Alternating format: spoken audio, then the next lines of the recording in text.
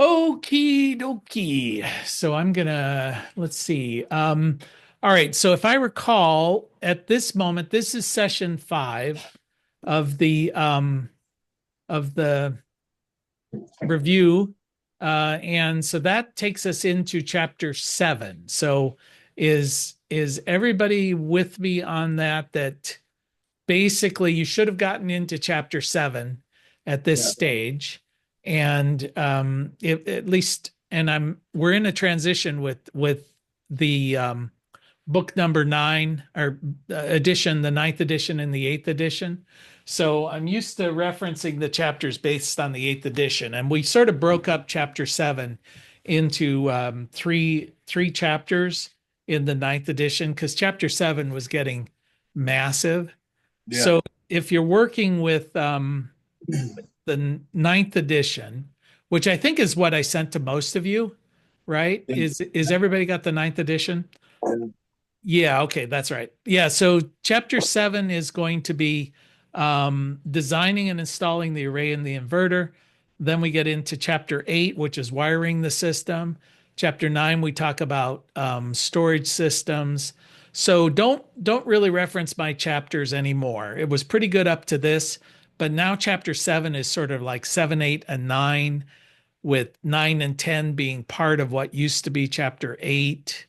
And then the designing a standalone system was moved out to its own chapter, chapter 11. So at least for the next three or four chapters, it's all kind of seven and eight have been expanded out into um, four or five chapters. So that's kind of the only issue. Also, if you're working on the online system, those questions are still geared to the eighth edition. So the end of the chapter questions are going to be slightly different than the questions that are in your book. So don't don't get all bent out of shape about that if you're looking at it. There mostly I've just added some questions in chapter nine or in the ninth edition. Sorry. Um, but the exam is still based on the content from the eighth edition, all of which is in the ninth edition and then some.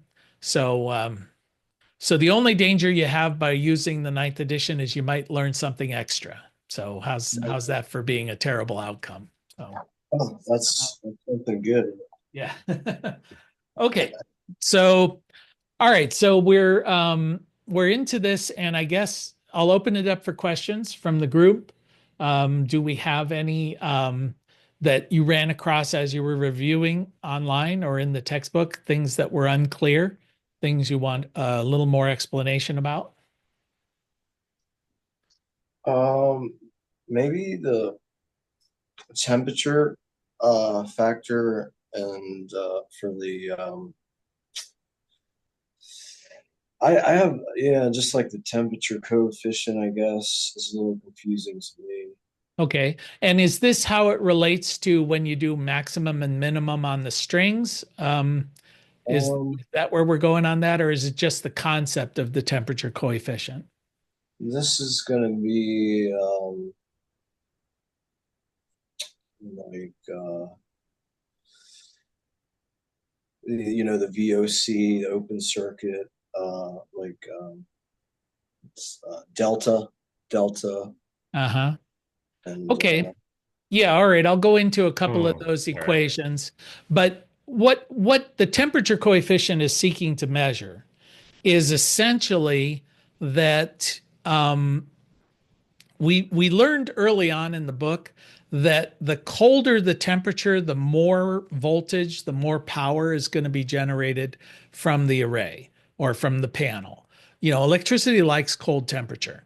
So the hotter it is, the lower the output, the colder it is, the higher the output. And temperature primarily affects voltage. So the temperature coefficient is just a number that says, okay, we know temperature affects it. How much? How much right, does it affect it for this particular panel? And so you'll get a number that's often something like plus or minus 0.4% per degree Celsius, somewhere in there. So what that's saying is that for every degree Celsius from standard test conditions, that the temperature goes below. So for every degree below 25 degrees Celsius, it will produce 0.4% more voltage, more power, for every degree. For every degree it goes above that 25 degrees, it will produce 0.4% less power, less voltage. And temperature primarily affects voltage. Irradiance primarily affects amperage. So if a cloud passes over your solar array, it's going to affect the amps that are being generated by that array more than it's going to affect the volts. It will affect volts a little bit, but it's going to affect amps mostly. So in combination, changes in irradiance and changes in temperature are going to change the output of your solar array. Right, So right, all of our conditions are based on standard test conditions that right, assume 1,000 watts per square meter for irradiance, and they assume 25 degrees Celsius. That at least gives us a starting point. Then everything else is going to vary based on what the actual conditions are. So the temperature coefficient is measuring how much, but it depends on where you're starting, because they're giving you a percentage. So if you're starting at VOC, it's going to right, be one number. But if you're starting at VMP, it's going to be a different number. So they right, usually, for whatever reason, they give you a temperature coefficient at VOC, if that's your starting point. And then they give you a temperature coefficient at Pmax, which is basically VMP when you're thinking about the voltage. Because Pmax is just VMP times IMP, amps times volts at right, the maximum power point. right. So that's what we're going to be getting. So that's why you've got two different numbers and they're slightly different. Right. Um, so it depends on where you're starting in your calculation as to which number you're going to use. Okay, so let me share the screen here. I'm going to put up the whiteboard. And okay, so the first step, the first equation that we're going to be dealing with is just how do you size the array? So that's something that, it's like very, very basic. So you've got a customer, they've called you up and they've said, hey, I want you to do a system for me. Um, what size system do we need? So how do we start that?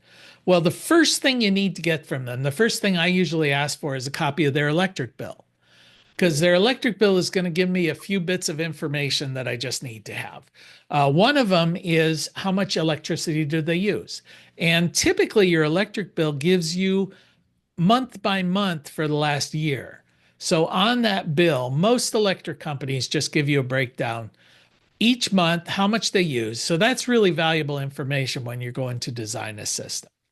So let's say that you've got that electric bill, and for this particular household, they've decided they use 1,100 kilowatt hours per month.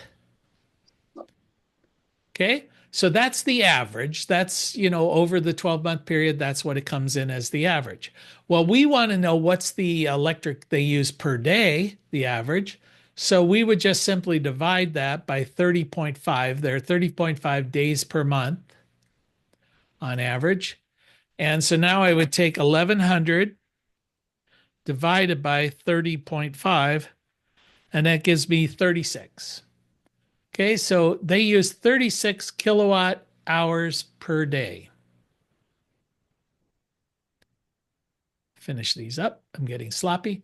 All right, so 36 kilowatt hours per day. So that's our daily load. Well, then I need to know what is our insulation. And insulation is different than irradiance. Insulation is we know that irradiance is 1,000 watts per square meter, right? That's what standard test conditions are. If we go to the outside edge of the atmosphere at the solar constant, it's going to be closer to 1,300. So sometimes we get a little bit more than 1,000 watts per square meter. That's not the maximum. It could be anything all the way up to, 1,200, 1,250. You're never going to get to 13.6 because, then it's just going to be the Earth would be a black hole. Everything's coming in, nothing is bouncing off.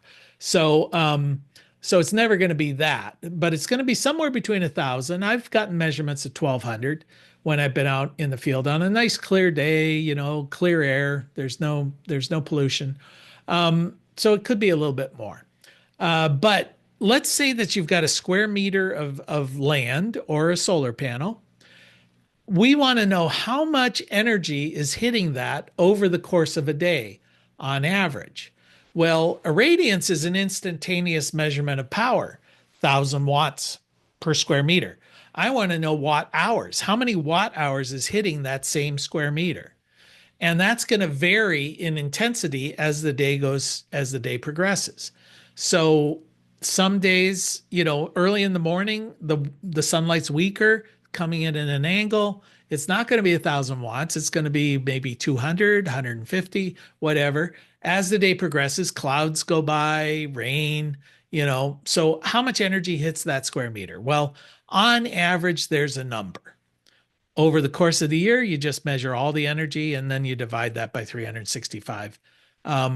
So we can get a number, and let's say, and I'll show you how we derive that number on PV watts, but let's just say for this location at this angle, we've decided it's 4.6 hours per day, right? 4.6 hours of 1,000 watt energy.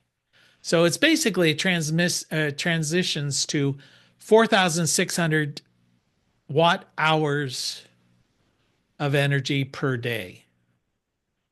But for insulation, we divide by 1,000 watts and we just get 4.6 hours. So that's how much is hitting it. So I could know if the system were 100% efficient, I need 36 kilowatt hours per day. I know that at that location, it's 4.6 hours per day of irradiance or insulation. Yeah. So I could say 36 divided by 4.6, and it gives me 7.83, let's say. 7.83, and it's going to be kilowatts because hours per day cancel out. All right, so if my system were 100% efficient, I would need a 7.83 kW system to generate the amount of energy I need every day. So if you just work it backwards, it maybe makes a little more sense. I've got a 7.83 kW array. It's going to receive 4.6 hours of pure 1,000 watt sunlight. So 7.83 times 4.6 gives me 36 kilowatt hours, which is the amount of power I need in a day. So every day I get 4.6 hours. It's this size. Every day I get what I need. So that's how we're doing it. We're working it backwards. But our system is not 100% efficient. Nothing's ever 100% efficient. So then we have to derate our system. So let's say through experience, I know that this system is 92% efficient. So I divide that by 0.92 and I get 8.5. So for this calculation, I need an 8.5 kilowatt array. Okay. That's pretty good. Yep. Okay. So then I go out and I start pricing things.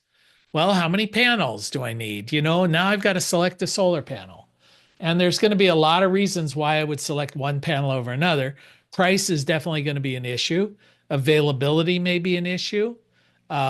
Size might be an issue if I'm using microinverters and the microinverter I'm using can only generate, 290 watts.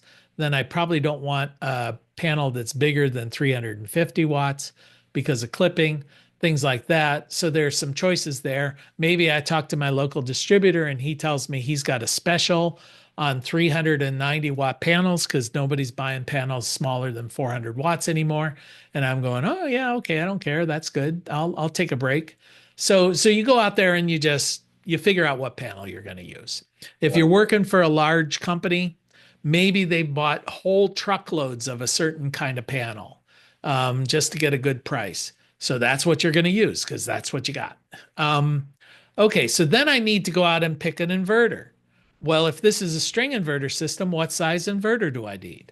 Well, assuming this is a grid-tied system, the size of the inverter is based on the size of the array. So logically, you would say, okay, I need an 8.5 kW inverter since I've got an 8.5 kW array. But economically, it doesn't necessarily work that way because remember, these numbers are based on standard test conditions, 1,000 watts per square meter. We rarely have those days. Maybe it's only 90% of the days. So let's say that I go out and I decide I need a 7.6 kW inverter. That's and 7.6 is one that they come up with a lot. It's a standard size. It seems like a weird size, and I'll explain why it's a weird size, why it's not a weird size. But would that work with this size array? Well, I could look at this inverter and it would probably give me specs that would say this will work with arrays anywhere from 10 kW on down. So it doesn't, if you've only got a 5 kW array, well, fine, you're going to be fine. It'll take all of that power. It's just that you put in a bigger inverter than maybe you needed. So what is the clipping ratio on this, the inverter load ratio? Well, it would be 8.5 kW divided by 7.6. So if I say 8.5 divided by 7.6, we're at 1.19. So it's a 1.19 inverter load ratio. All right. That is right in our wheelhouse of what we're looking for. So in today's market, a 1.2 or a 1.3 is fine. So what do I mean by an inverter load ratio? It's kind of easier if I just talk about like a micro. Well, I'll use this example. So let's say that I've got an 8.5 kW inverter, or I've got a 7.6. Let me make sure. Yeah. Okay. I've got a 7.6 kW inverter and I've got a 7.6 kW array. Let's just say they're even. So this would be my daily curve. My drawing is going to be horrible, but it's a basic bell curve. Goes from 0 back to 0. So at nighttime, it's not producing any energy. And at noon, at solar noon, it's producing its maximum. And if it's a 7.6 kW system, we would know this is 7.6 kW at its maximum peak, assuming this is a standard test condition day, 25 degrees Celsius and the like. All right, now if I had a 7.6 kW inverter, this is the production line for that inverter. It's going to generate that amount of power. It fell a little bit below that line. It shouldn't have. It should be right at the top of that line. Okay, so that's how much I'm producing. Well, at noon, I'm producing exactly what it created. But for a period of time, notice all of this area to the left and to the right is wasted capacity, right? I've got capacity, but it's not generating it because the array is just not producing that much power. Okay, so let's say now I put in an 8.5 kW array. This was a 7.6 kW. Now I'm going to put an 8.5 kW. It's going to look something like this. It's going to start producing more power. It's going to go up here to 8.5, and then it's going to come down, and it's going to go back to 0. So now it's produced 8.5 over here. All right, but my inverter is only 7.6.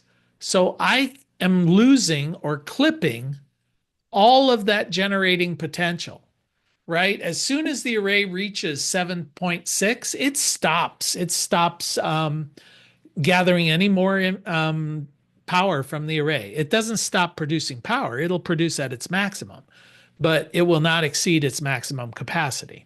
So you just lost that amount of power. Well, that feels bad. Like I could have produced that power, but I didn't. But notice the shoulders here. All of this is additional power that you're getting because you have a bigger array that you would not have gotten had you had the smaller array. So even though you're losing this power, you're gaining all of this power, which is probably more than you would have. It's probably more that you're gaining than you lost. So even on a standard test condition day, you're still coming out ahead by having a bigger array. Of course, you paid for it. You paid extra for that bigger array. I could have gotten by with 7.6, but I didn't. So, well, this is on a standard test condition day, but most days aren't standard test conditions. Most days, this array, this production, even if it's cloudless, is going to be lower. But most times you're going to see a jagged thing like this. Sun comes out, it goes out. So your production line is going to look more like that. All of your production is going to be below that generating capacity, even with an 8.5 kW array. So you're going to make a lot more power having a bigger array and a smaller inverter. Now, that's only good to a point. If you exceed like 1.3% or 1.3 inverter load ratio, now you're starting to get into trouble. Now so we like to be in the 1.2 to 1.3 inverter load ratio. And a lot of that is simple economics. It's because solar panels are cheaper than inverters, right? That's kind of the whole reason. So economically, a 1.2 to a 1.3 inverter load ratio makes economic sense. All right. But if you go out and you start pricing these inverters and you see that their 7.6 kW inverter costs you 2,500 bucks and their 10 kW inverter is on sale for 2,400 bucks, well, buy the bigger one. Why not? It didn't cost you any more. And having a 10 kW doesn't hurt you versus having a 7.6. In fact, it will help you. So it's sort of a normalized case, but not in every case kind of thing. Okay, so the other issue that we run into, and you might wonder why we deal with why is the number one sized string inverter a 3.8 kW? Actually, that's probably number two. And the most popular size is 7.6 kW. Those seem to be weird numbers. Well, that comes into play because of the way we hook up to our service panels. The cheapest way of hooking your inverter is a load side connection here at your service panel. So the service panel is your circuit breaker box, right? So you got your main. From the main, you're going out to your electric meter. And then your inverter is coming in. So we've got our inverter. Typically, it's going to run out to an AC disconnect out here by the meter. And then it's going to come back in and you're going to hook in to a double pole breaker here in your service panel.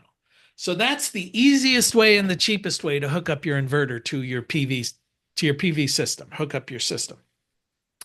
The nice reason for this, the reason it's so cheap, is it doesn't require an electrician, right? All I have to do is just turn off my main. All of this is now dead. And I can just stick the breaker in here. I can hook up all the wires. It's kind of a homeowner's do-it-yourself kind of thing, but certainly it's a solar installer kind of thing. You don't have to be an electrician. If I wanted to come out here and tap somewhere in between the meter and the main, I'd have to disconnect the power from the utility. I'd have to hire an electrician to cut in there and put a junction box in. I'd have to make my tap. All of that adds cost. By putting it into a breaker here in the service panel box, easy peasy, really cheap. Cheap and easy. In your house, right? Yeah, in my house. Just the main service panel. Gotcha. Okay. Well, so what's the downside? Why is this not always the case? Well, if you look at your service panel in your home, it's probably already full. It might be old and nothing's labeled properly anymore. You open it up, it looks like a rat's nest of wires. It could be super old product. Maybe it was installed in the 50s or the 40s or something. I've even seen some made out of wood. I mean, it could be crazy. And so if that's the case, that's just not going to be an option. You're going to have an electrician come in and swap out the panel. But let's say it's a standard 1970s house. Just a little bungalow, standard. The electricity's all right. There's space. There's a double pole breaker in here. So I start looking at the service and I see that this main breaker is rated for 100 amps. That was pretty standard back in the 70s. It was kind of an improvement. It was 60 amps back in the 60s. Then they increased it to 100. So you got 100 amp service. And then you look at the spec sheet on the door of this service panel, and let's say that the panel itself is rated for 100 amps. So the little bus bar that goes down here, the metal bus bar that all these breakers connect to, it has an ampacity rating. If it exceeds it, it can melt. It can melt and it can catch fire, just like wire. So it's only capable of handling 100 amps. So you would look at this and say, okay, well, I have 100 amps coming in from the utility. I have a 100 amp panel. I've already exceeded, I'm at its limit. I can't add any more power into this service panel.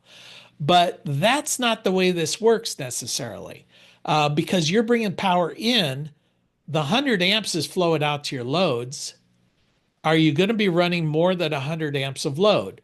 Well, you haven't up till now because you would have increased your capacity from the grid. If you were running more than 100 amps of load, that main breaker would have been popping all the time because you're trying to draw more power than is available. So now I'm bringing in power from my array, but it doesn't necessarily fly up here to the grid automatically unless you've got no loads turned on. And if you have no loads turned on, then you're not getting any power coming from the grid. So I could go up to 100 amps from my array and still be okay under that scenario because I haven't exceeded the capacity. But the assumption is some of the power from the inverter is going to go to the loads. Some of the power from the grid is going to go to the loads. In combination, they shouldn't exceed 100 because they never did in the past. But they might. So let's be cautious. So the NEC says you can go to 120% of the bus bar rating with additional power sources.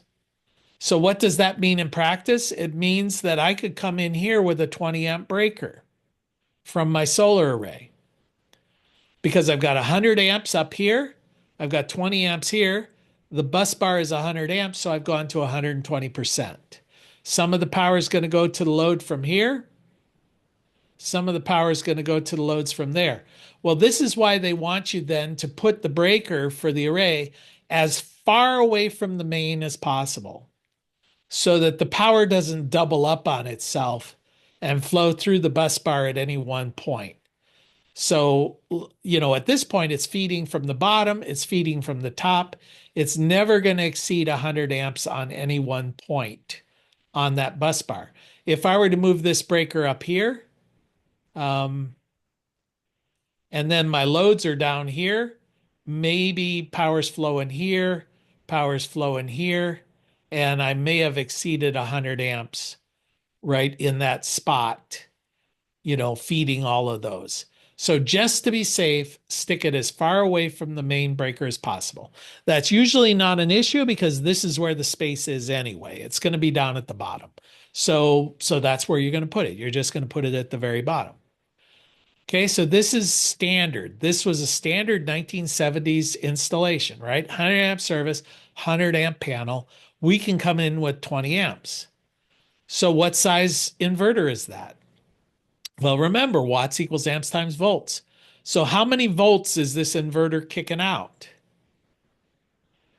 Well, it's a standard grid-tied system in the United States, so it better be 240 volts if it's single phase, right? So that it matches what's coming in from the grid, which is going to be 240 volts. And then it gets split into two pathways. So if you have a double pole breaker, it's 240. If I have a single pole breaker, it's only going to be 120 because the bus bar sort of zigzags in here. and half of them are connected to one side, half are connected to the other side. So that's referred to as single phase split phase. We're splitting it into two runs in your breaker. If you use a single pole breaker, you're only tapping into one of them. If you use a double pole breaker, you're tapping into both. Each side has 120 volts, so you can get both or you can get one. Doesn't really matter. But because we're grid tied, this has to be 240 volts because it's going to feed into both sides. All right, hopefully that makes sense. Yeah. Okay, so I've got 240 volts, 20 amps. What size inverter? Well, you could just say 240 volts times 20 amps, and you would be forgiven if you said it's a 4,800 watt or a 4.8 kW inverter. That would make logical sense, except the NEC requires that you have 1.25 safety margin for your wire. So in order to have a 20 amp breaker, I can't use all of 20 amps. I have to use 20 amps divided by 1.25. That's the safety margin. So 20 divided by 1.25, I think that gives us 16. Yeah, 16 amps. So in order to safely have the wire and the breaker, for a 20 amp breaker, I can't have more than 16 amps running on that wire because of the safety factor. So 16 amps times 240 gives me 3,840 watts, which happens to be a 3.8 kW inverter. That's why they sell them that way, because this is the rule. And one of the standard situations you're going to run into is 100 amp service on a 100 amp panel. More common today now is going to be 200 amp service on a 200 amp panel. So pretty much from the 1990s on, everybody who installed a new system, they got a 200 amp service. They got 200 amp service, they got 200 amp panel. Well, what happens if we run everything back? This is now going to be 40 amps, which means it's going to be with the safety factor, it's going to be 32 amps. It's still going to be 240 volts, 32 amps. That's going to give us 7680 or a 7.6 kW inverter, right? So that's why those are the sizes that you're seeing out there for string inverters. It all has to do with how they're being connected to the service panel. If it's 200 amp service with a 200 amp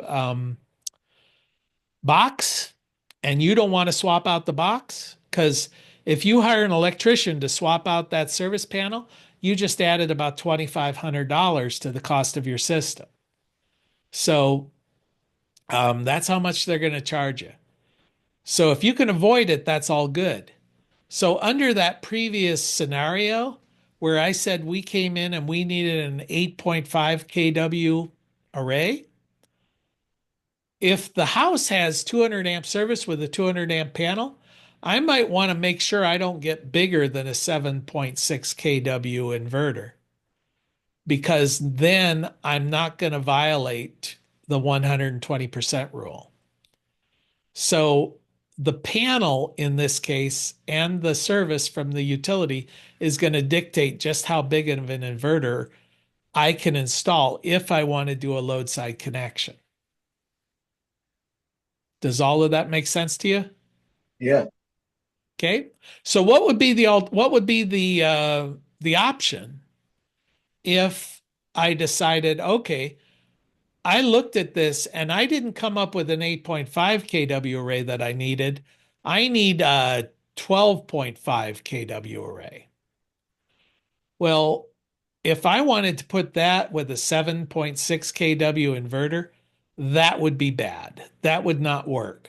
That would be too much clipping, too much. In fact, 12.5 divided by 7.6 is going to give us,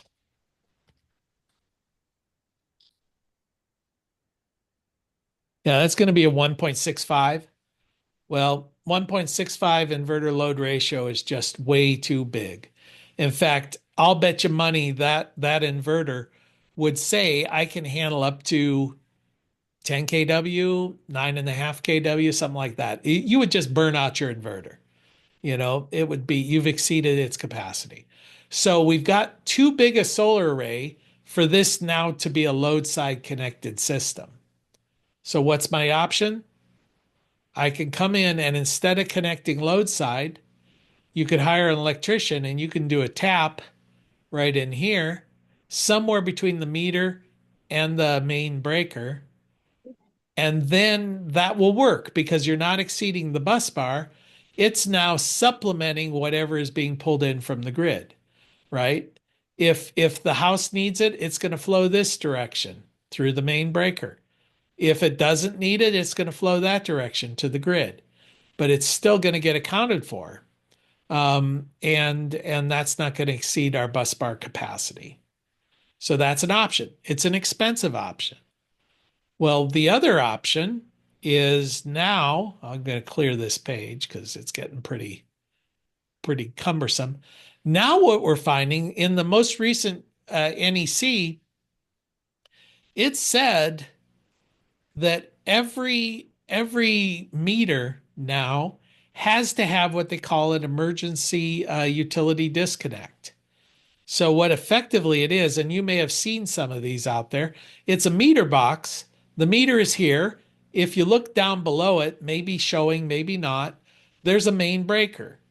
That's your main breaker. Now from the bus bar of this breaker, the wires are going to go in to your breaker that's inside the house. So you're going to connect into your main here with line 1, line 2. I'm showing them going in the top. It's usually that they're going to go in to the sides there. And so this is going to be your main service panel now. So if you've got this emergency disconnect, usually you can get them with a couple of double pole breaker spots, maybe 4 of them in this box. And you could then come in, you could take your inverter, your big inverter, and tie it into one of those here rather than one of them in here. It's still technically a load side connection, but you've avoided the issue as long as you got, because you're probably going to have to put in a new one of these. The way the code works, whenever you're installing or making a major upgrade to the electrical system, you've got to bring the whole system up to code. Well, the new code here in Ohio, and I don't know about West Virginia, but is the 2023 electrical code. So we have to comply with the NEC 2023. Well, the NEC 2023 requires this emergency disconnect at the meter. So if you don't have one, you're going to have to put one in. So that's going to add some expense to your system. You might want to double check on these if you ever bid out a project, because this whole system here might need to be upgraded too, because there's some reasons for that. If this is now the new main, in these boxes, you're typically going to see a neutral bus bar and a grounding bus bar. And you'll see that in your service panel too, right? A big bus bar here for neutral and a big bus bar in here for ground. And all of your bare copper wires go into this ground, and all of your white wires go into the neutral. And from the grid, there's going to be a neutral that gets connected to that. Okay? Well, in the main, wherever your main disconnect is, the ground and the neutral bus bar are bonded together. Okay, that's normally done. There's a little green screw that's up here in your grounding bus bar. And if you screw it all the way down, it connects that bus bar to the box. And this is already connected to the box. So then it makes a bond that way. If you unscrew that back out, you've disconnected them. So they're no longer bonded together. But a lot of times in these old houses, you're going to see that the white wires and the bare copper wires are just intermixed. They're in both of these bus bars. They're just all over the place. And that doesn't matter because they're bonded together. The neutral is the bonded conductor. But you can only do that in the main disconnect box. Well, now we just moved the main disconnect out here. This is now considered a subpanel. And these things cannot be bonded together. They can only be bonded together in here. So if you upgrade like that, you may have to hire an electrician to come in and rejigger this whole box. So now you've still thrown yourself an extra 2,500 bucks doing that. So, factor it in. Don't underbid yourself because this box here is going to add some cost.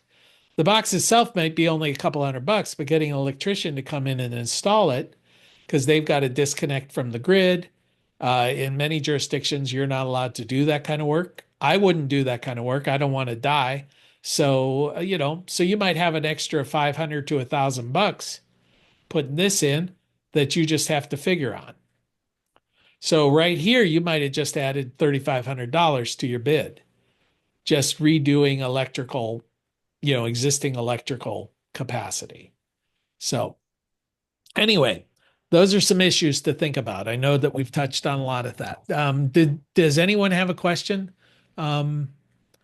that raised? Everybody's being so quiet. Let's say it was like a normal setup like that. If everything was up to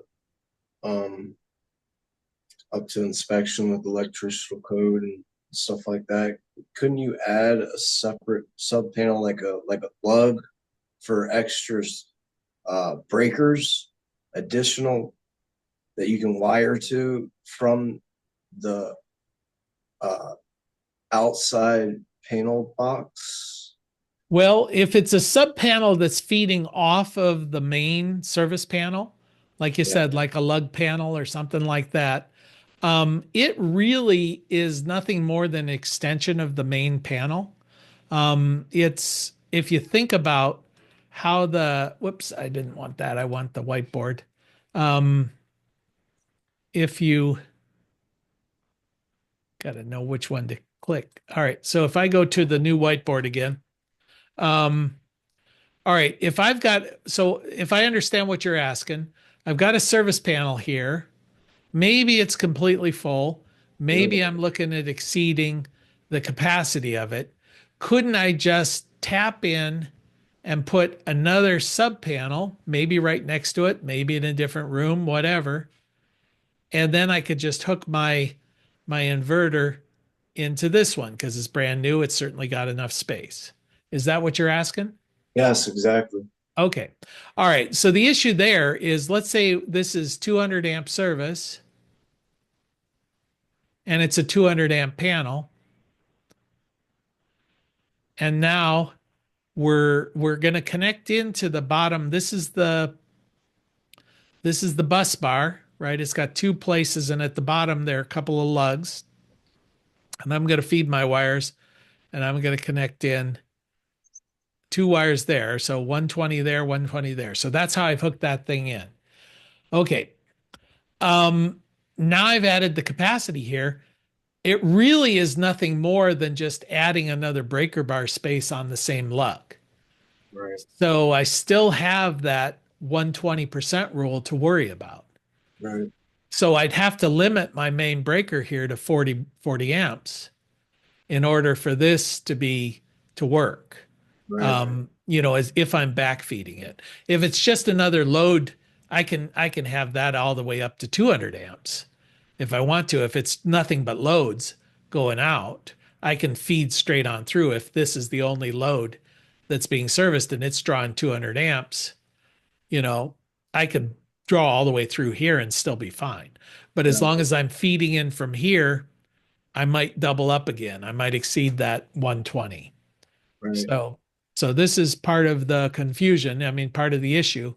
But because we're putting basically the lug in front of it and tapping in, we never double it. If we're putting it up here, Yeah. we never double up Right. because it's either going to flow down here through the 200 amp breaker. And if it exceeds 200 amps, the breaker is going to pop. Mm. And that's all dependent on the loads anyway. Or it's going to flow out here. So we don't have to worry. All we have to worry about is what's the bus bar rating here.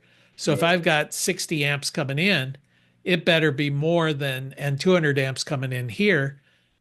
The bus bar rating better be more than 200 amps. It's going to have to be, it's 250, 300, 400, whatever. If I have a 400 amp box there, well, then I'm golden. I've got lots of space. Okay.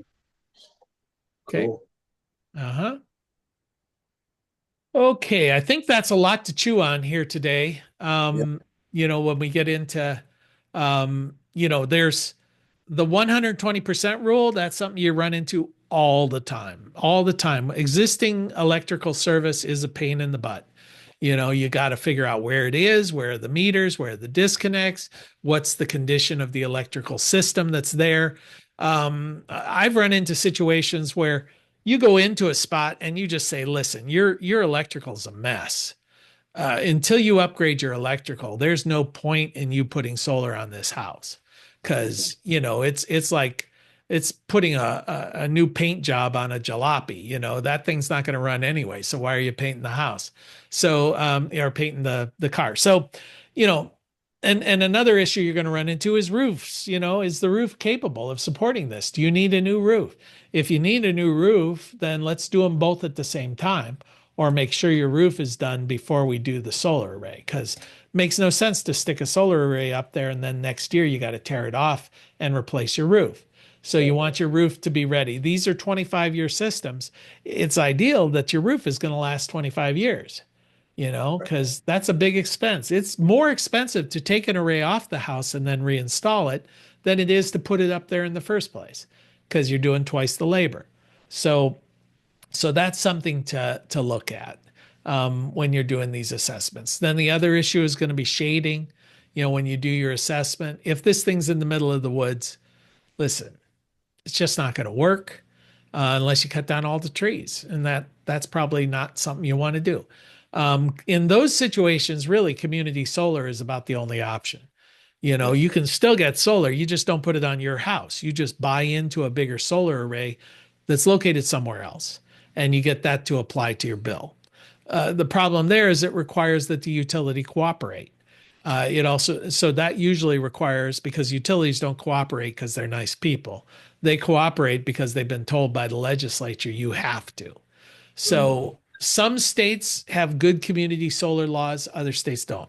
So we just have to deal with that. So there's a lot of impediments.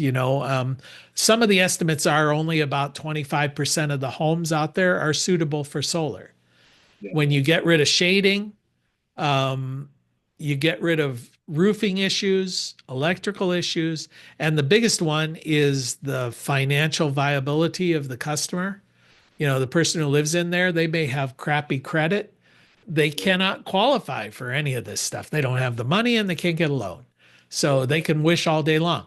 Then the other big issue is, what if it's a rental? The landlord's not paying the utilities, so he doesn't care. And the renter isn't owning the house, so he's not going to put $20,000 into a solar array. So any rental situation becomes really problematic.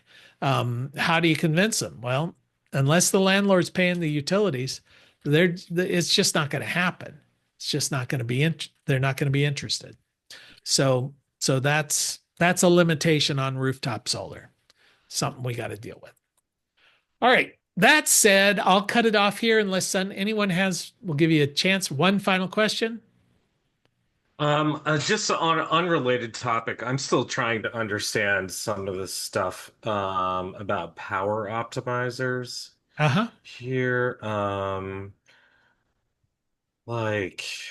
just trying to understand, like if you had two separate strings with different amperage, like what does it actually doing internally? That's kind of what my question is. Yeah, because what happens with optimizers, especially the Solar Edge optimizers, is what they do is they take every single panel and they generate a fixed voltage. It's typically going to be about 400 volts.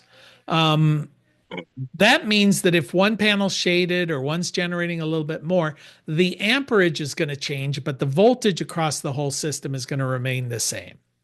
Every panel is going to generate 400 volts, but every panel might generate a different amperage because the watts are slightly different. If one's shaded, the watts coming out. Okay. So watts equals amps times volts. So if you're keeping the volts the same, amps have to be modified. Well, amps don't behave the same way as volts. You can have different amperage and it just adds itself up. So if I have 2 amps Okay. coming from one panel and 4 amps coming from another panel, and I hook them together in parallel, I'm going to get 6 amps, you Right. know, And it's going to be fluctuating all the time, I all the suppose. time, All the time. Yeah. microsecond, Okay. microsecond by microsecond.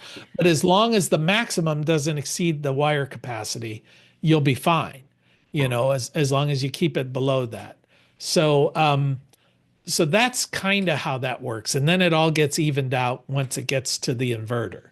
So every optimizer is going to be generating something slightly. And because these are a series connection, those amps end up getting blended together. So, Mhm. so it's a series connection. So the voltage stays the same in this case. Let's see, I think I'm lying there. No, because it would have to be a parallel connection because the voltage has to stay the same. So yeah. So it's going to keep the voltage the same and then the amps are just going to accumulate. Just like, think of it like a microinverter. The microinverter is generating 240 volts AC electricity, every one of them. And we hook them together with a parallel connection cable. It's got to be proprietary because it's a click and place kind of thing. And when we Mhm. do the labs, you'll work with those. So you'll see how that works. But if I've got one microinverter and it's hooked up to a 250-watt panel and it's a 250 or 240 volt inverter, it's going to generate a little bit more than 1 amp, right? Because Sure. Yeah. I see what you're volts saying. times amps, it's going to be like 1.1 amp. All right, now I hook it up to a second panel with a second microinverter. The power that's flowing beyond that second one is going to be 2 amps, a little more than 2 amps. And then the third one, it's going to be a little more than 3 amps and a little more than 4 amps, five. And then maybe it doubles up, it's up to seven or something. So that's why the proprietary cable, if you look at the specs for an N-phase microinverter system, it says with this particular microinverter, you can't hook up more than 13 microinverters in parallel with each other in a branch circuit. Why? It's because it's on 20 gauge cable. And 20 gauge cable limits itself to 16 amps. And when you hook up 13 of them, you get right up to the 16 amp limit. So you can't hook up a 17th because you would exceed the capacity of the proprietary wire.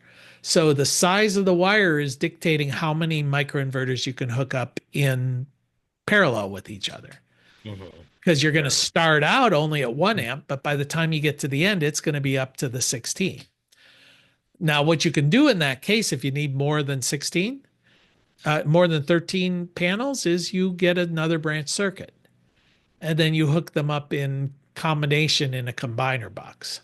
So if real quick, I'll share the whiteboard here just to show you how an N-phase system hooks up. But in this case, and it's the same with optimizers, similar. So I've got a microinverter on here, and that's going to be, say, 1 amp. And I hook up a bunch more, and that's now going to be 2 amps. Each time I connect up one, it adds another amp. So I go through all of these, and now I've got 13 of them, and it's now going to be 16 amps leaving that. It typically will then, the proprietary connection cable will go into a junction box just because now you don't want to run that expensive cable all the way to your to your combiner box down in your basement or wherever it is. So now this wire is going to run down here into an N-phase combiner box. And the Enphase combiner box has a communication system built into it. So it's going to be reporting all of the different microinverters and how they're doing and if they're working. It gets that signal over the power line. So this is going to come in, and in here, it's going to look like a service panel. And there's going to be a breaker here and a breaker here and a breaker here and a breaker here. Now, they won't be there unless you need them. But this system, this is a 20 amp, 16 amps coming out. So it would come in and it would hook into a 20 amp breaker because of the 1.25 safety margin. But there's room for 4 of them. So you could run up to 80 amps then out of here that then goes to your AC disconnect. So that's why they like call this 4 strings in this case. four. Yeah, they're not technically strings. They're going to be called branch circuits because strings are hooked up in series. Branch circuits would be hooked up in parallel, but they function the same way. So I could come out of here with another branch circuit that goes to there, and another one that comes over to here, and another one that comes over to here. And each one of them could have up to 13 panels hooked up to those branch circuits. So I could have a total of, 52 panels hooking into this and then feeding off your AC disconnect. So that's a pretty good system. But if I needed more, well, I just replicate this. I put another combiner box in here and I put more branch circuits, and I go in and I can do another 52. And if I need more, I could go hundreds. I can just replicate these systems. And if I needed to, I could come out of here with 80 amps and I could combine these in some sort of bus bar situation and then go out here to 160 amp AC disconnect, if that's what I'm doing. So we can get into some pretty big, pretty powerful systems just by taking a small system and replicating it over and over and over. And that's what's kind of where the industry's going. Because one of the advantages of that is if there's a problem anywhere in the system, it only affects that one little part of the system. And instead of going into a great, huge inverter, and that inverter breaks down, let's say we've got a 100 kW inverter, problem there, your whole grid is down. With a system like this, a problem anywhere in here and just that one little section is down. Yeah. Yeah, that's right. I see. Yep. I have a question on the final exam. Are we allowed? We're not allowed. We're like flashcards or anything to remind you of. No, you're coming in bare naked, right? You will have no support to, and that's figuratively, please. So, Right. So anyway, but yeah, you're not allowed anything. You're just allowed a scrap piece of paper. So it's a closed book thing. Gotcha. All right. So study hard. All right. I'm going to cancel this out here. Thanks everybody. And we'll see you all next week. Thanks, Okay. Bye-bye. Sounds good.